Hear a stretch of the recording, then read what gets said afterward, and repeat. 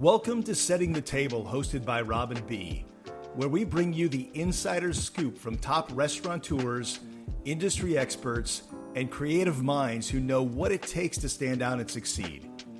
Hungry for insights on how to fuel your growth and stay ahead of the curve? You've just found your secret ingredient. Hi, everybody. Robin B. here. Today on Setting the Table, we're talking about a topic that often flies under the radar until it's too late, and that's pest control in restaurants.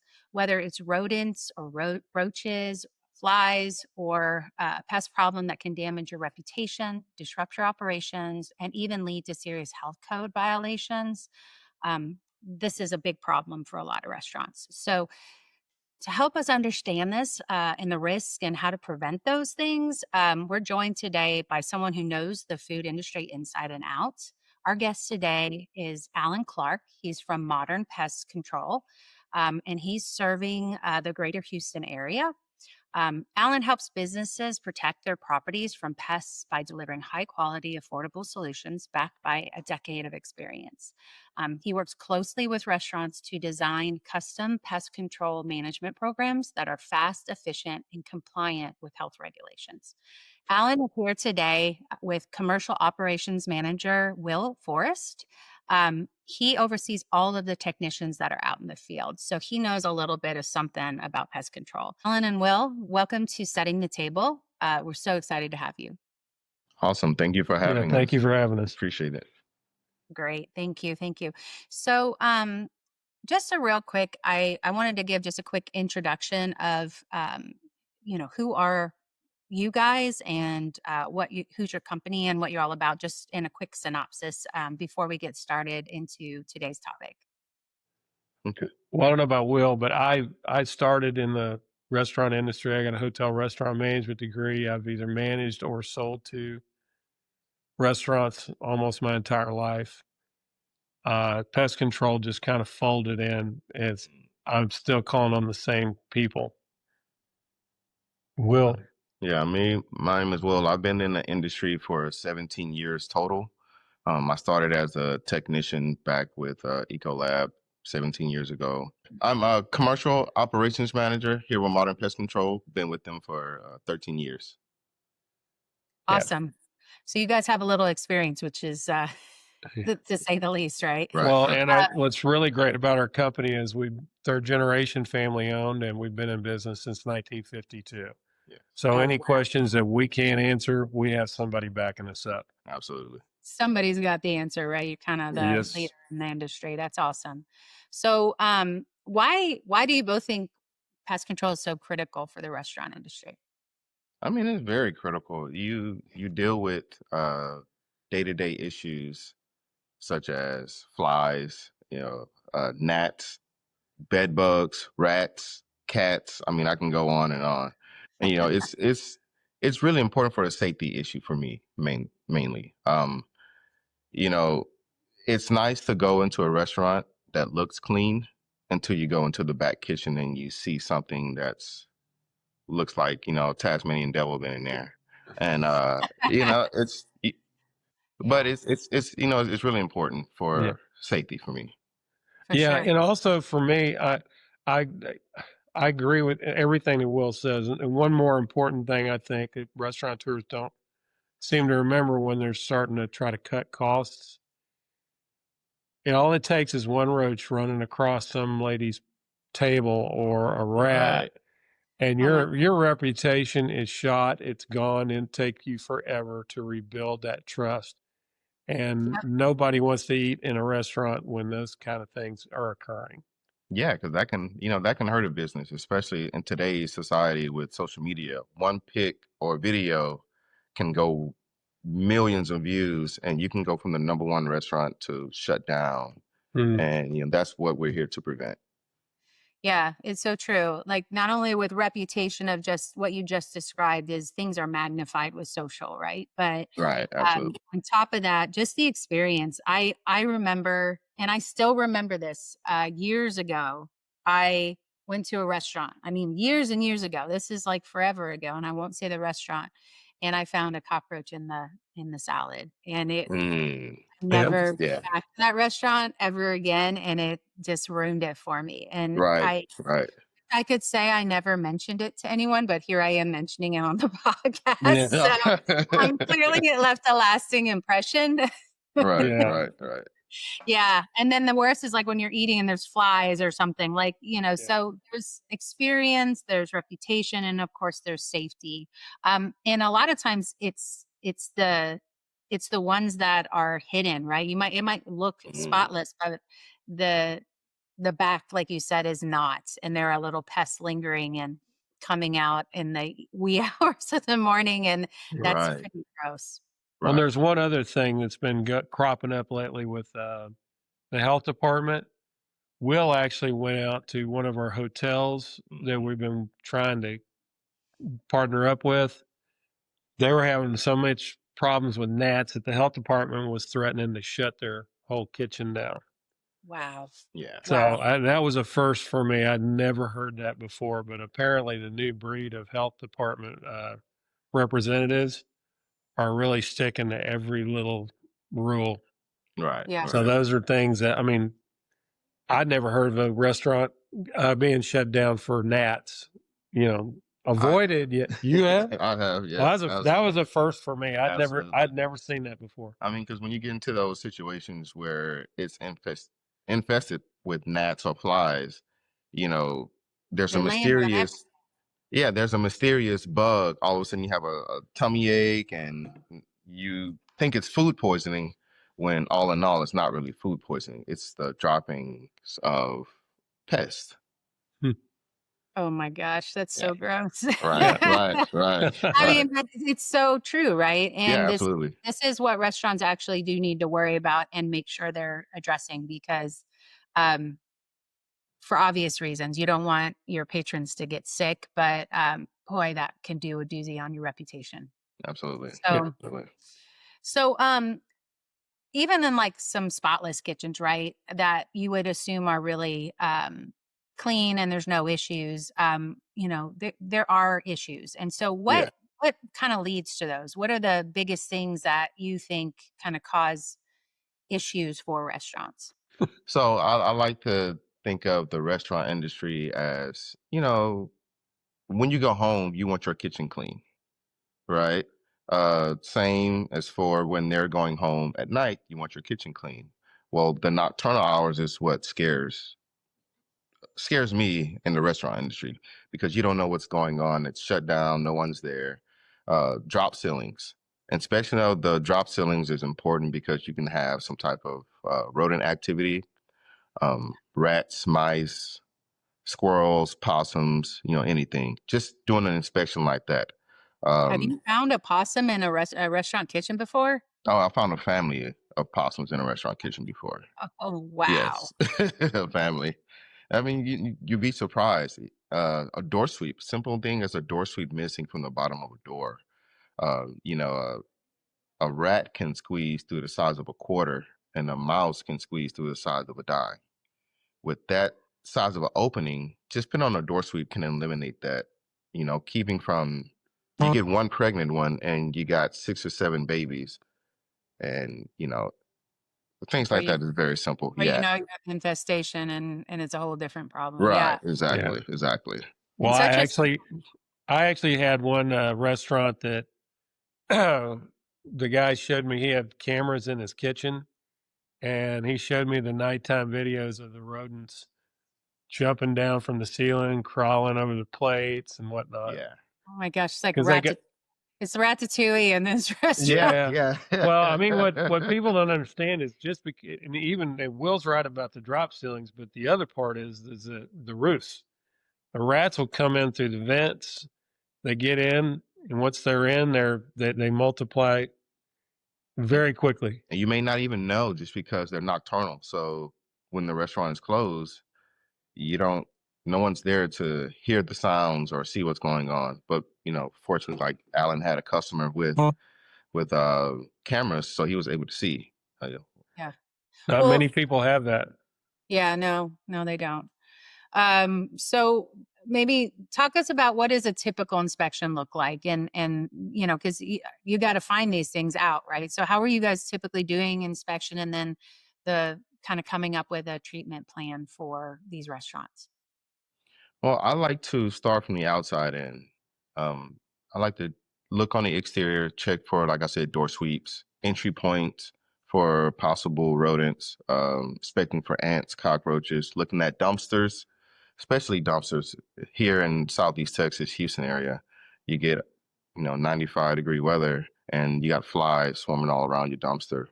Um, I check for wind doors, you know, uh, back by the back entrances.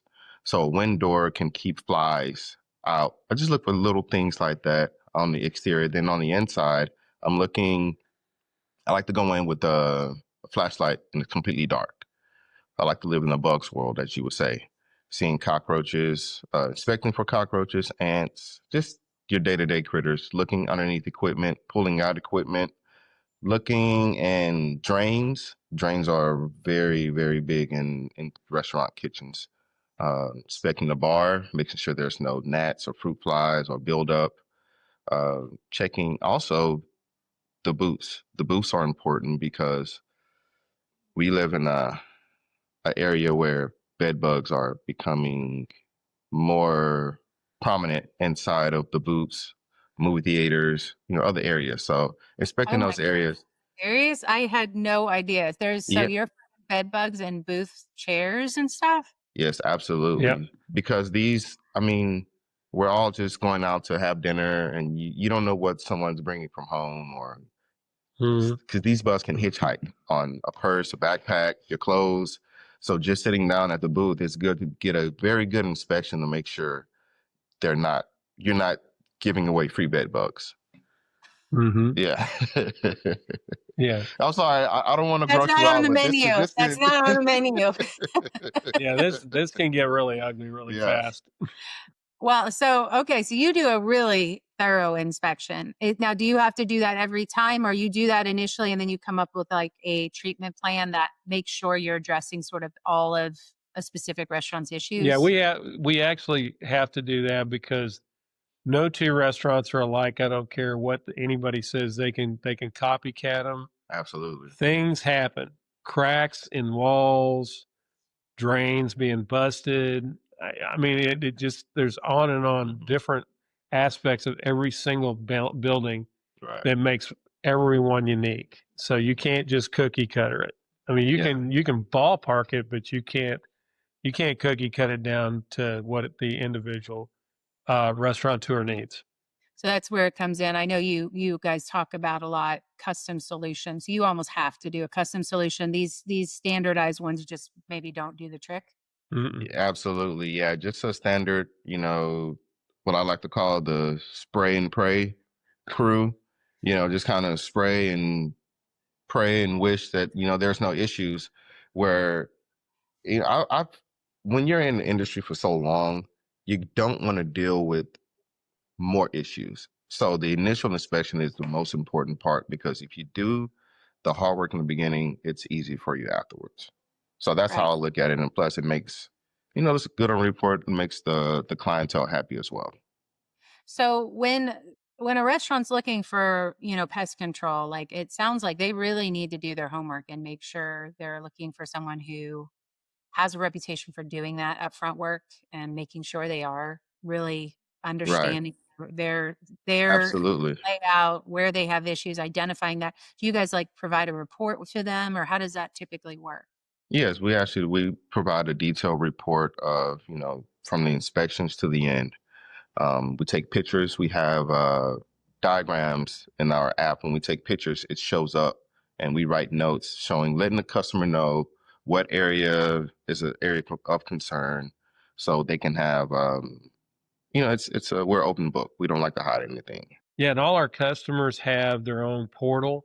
So as soon as our technician logs in and completes his report, they can go on and see everything that's going on from pictures to notations. Mhm. And it's basically so that we can be a great partner to them so that problems that arise don't become infestations Absolutely. or Right. So if they do have problems, and let's say they have a problem with the health department, like do you get a call about that, and then you have to try to go help them rectify it? Oh Oh, yeah, yes. absolutely. We get that all the time, unfortunately. I just had a lady of a restaurant where she just bought a restaurant from a previous owner. The very next day, she got shut down because she was infested with German cockroaches. Oh, And so I know how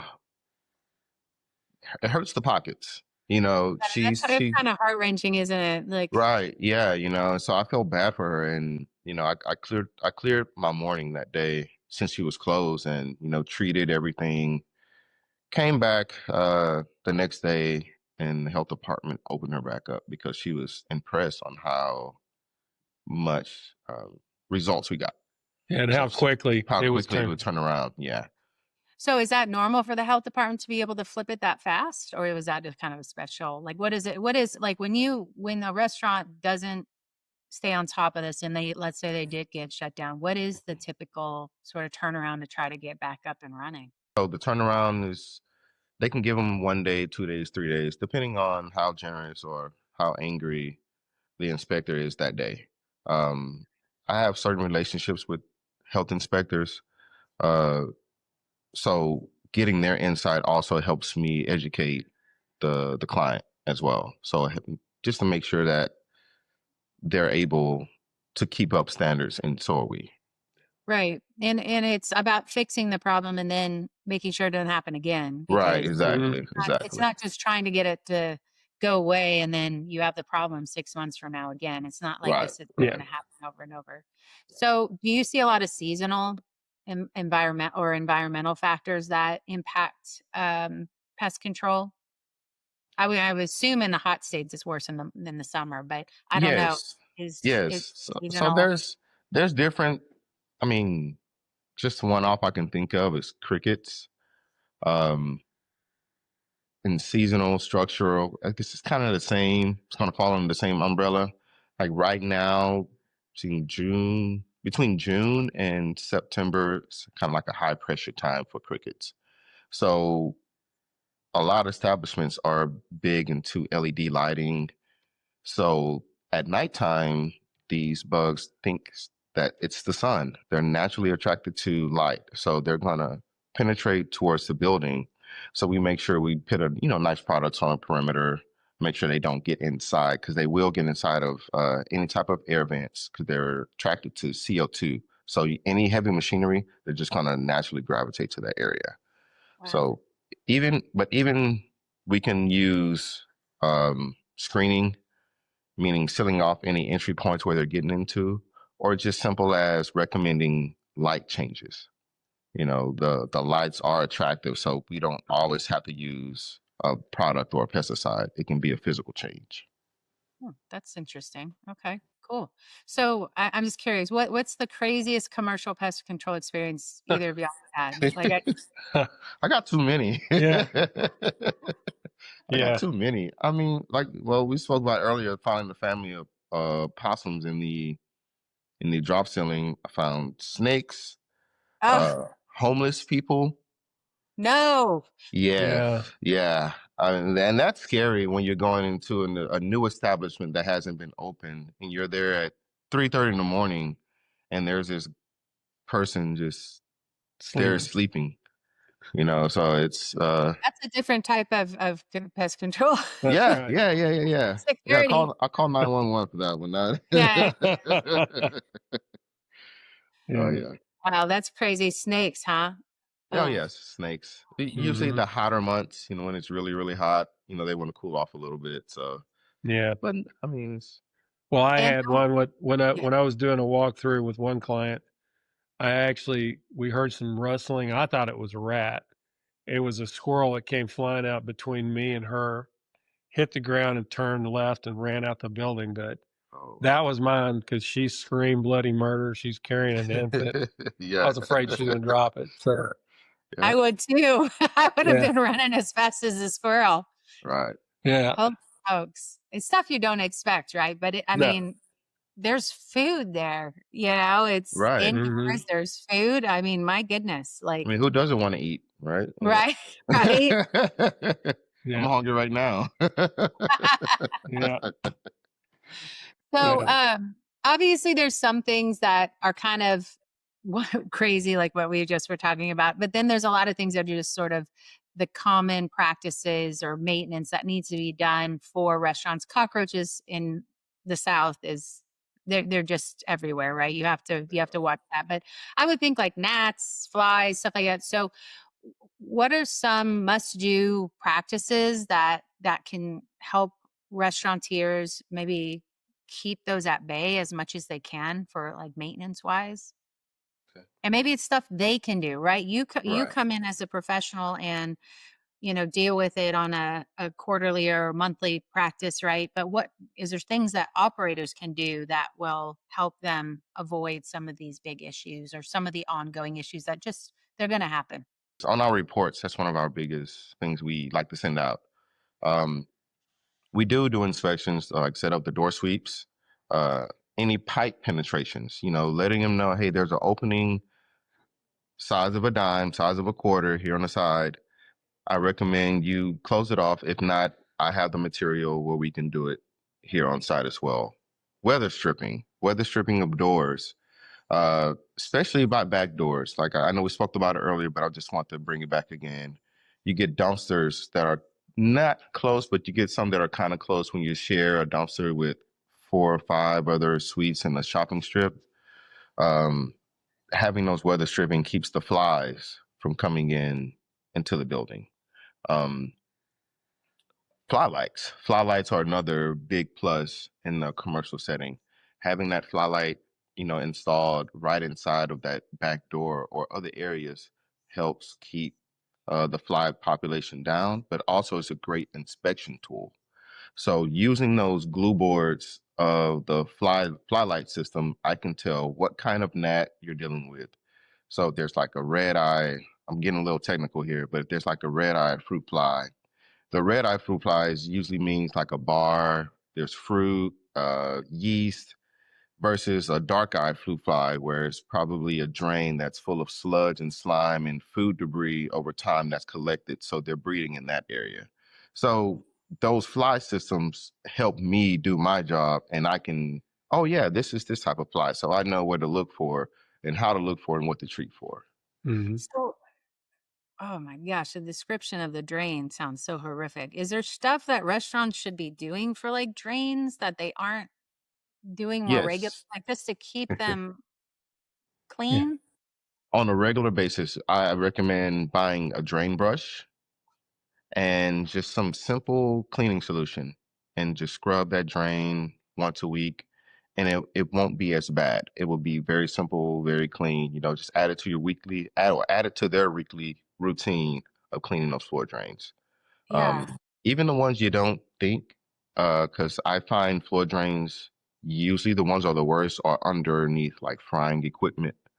So you may not know it's there, but it's when you So that it's you're not even paying attention to. right. Yeah. And so over time, it's just collected and collected. Then one day you get a call, there's gnats everywhere. And Yep.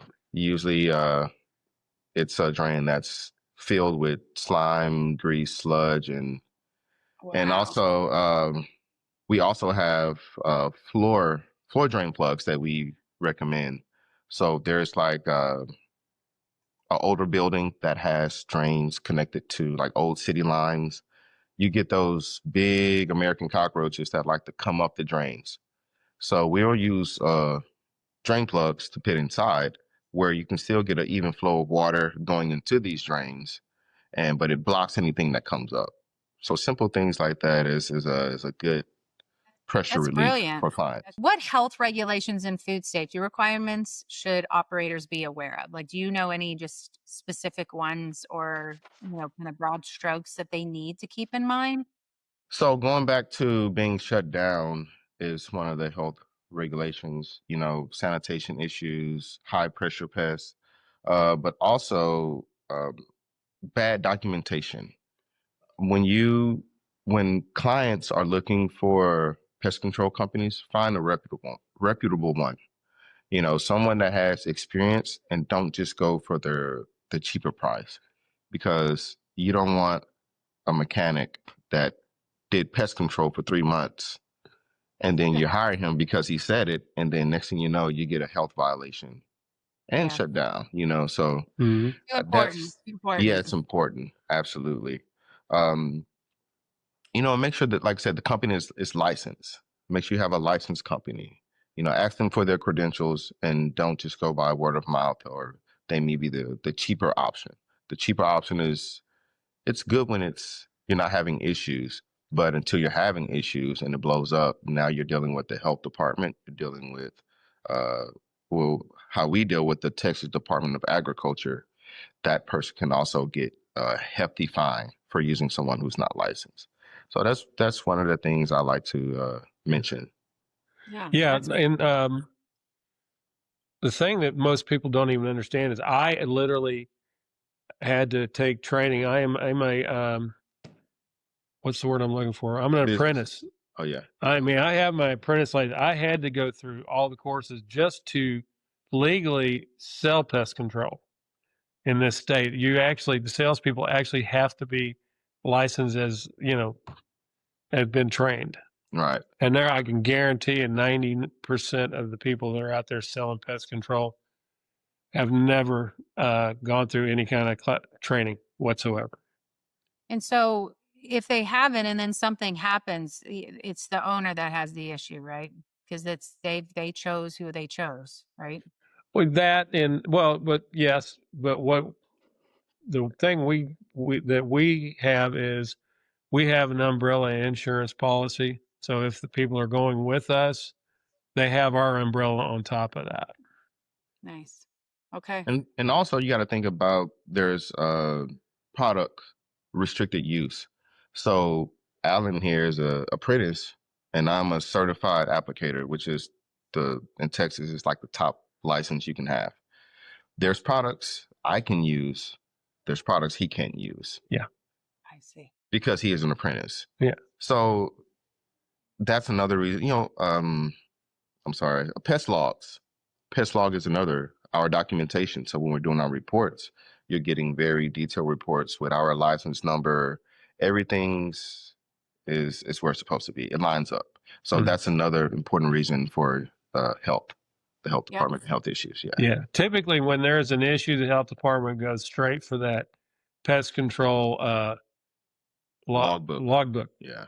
Or if they don't have a logbook, at least their last inspection where they'll leave them a hard copy and But see what the pest control. They should have a logbook. Like that's one thing they need to make sure they're doing, right? Right. Yeah.